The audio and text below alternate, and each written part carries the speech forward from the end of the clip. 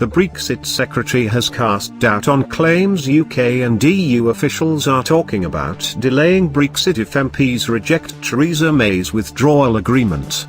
Stephen Barclay said the UK remained committed to leaving on 29 March. According to The Telegraph, UK officials had been putting out feelers about extending Article 50, the mechanism taking the UK out of the EU. Mr. Barclay said he had not spoken to the EU about that and any delay would cause some very practical issues.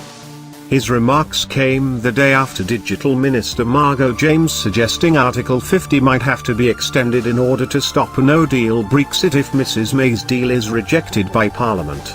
According to The Telegraph, UK officials have been testing the waters about an Article 50 extension, to allow time for more talks.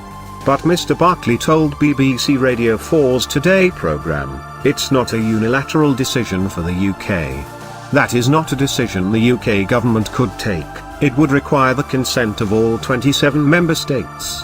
It would also generate some very practical issues, for example EU parliamentary elections at the end of May.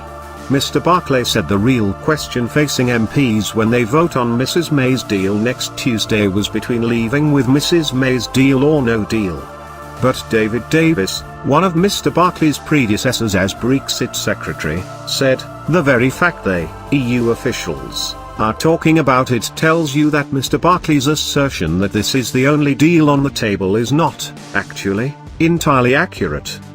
Because what actually is going on, is the Europeans are thinking about the next stage, and the next stage is another round of negotiation.